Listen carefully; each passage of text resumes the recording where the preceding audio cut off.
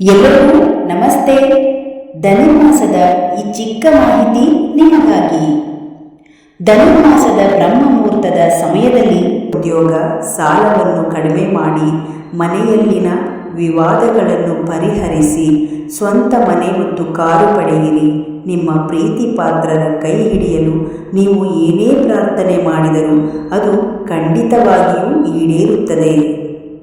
March ತಿಂಗಳಲ್ಲಿ ಸತತ 3 ದಿನ ಹೀಗೆ ಮಾಡಿ.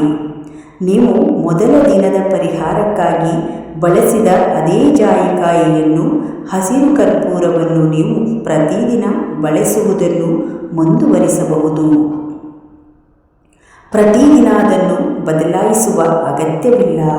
ಹಾಗಾದರೆ ನಿಮ್ಮ ಮನಸ್ಥಿತಿಯು ಸಮತೋಲನಗೊಂಡರೆ ಮತ್ತು ಬ್ರಹ್ಮಾಂಡದ ಶಕ್ತಿಯು ನಿಮ್ಮೊಳಗೆ ಪರಿಣಾಮಕಾರಿಯಾಗಿ ಕಾರ್ಯನಿರ್ವಹಿಸಲು ಪ್ರಾರಂಭಿಸಿದರೆ ಯಶಸ್ಸಿಗೆ ಯಾವುದೇ ಅಡ್ಡಿಯಾಗುವುದಿಲ್ಲ.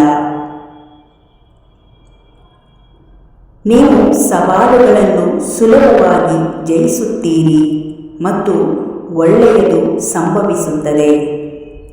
ಇವತ್ತಿನ ಚಿಕ್ಕ ಮಾಹಿತಿ ನಿಮಗೆ ಇಷ್ಟವಾದರೆ ಒಂದು ಲೈಕ್ ಮಾಡಿ, ಈ ವಿಡಿಯೋವನ್ನು ಶೇರ್ ಮಾಡಿ. ಇನ್ನಷ್ಟು ವಿಡಿಯೋಗಳಿಗಾಗಿ ನಮ್ಮ ಚಾನಲನ್ನು ಸಬ್ಸ್ಕ್ರೈಬ್ ಮಾಡಿಕೊಳ್ಳಿ. ಧನ್ಯವಾದಗಳು.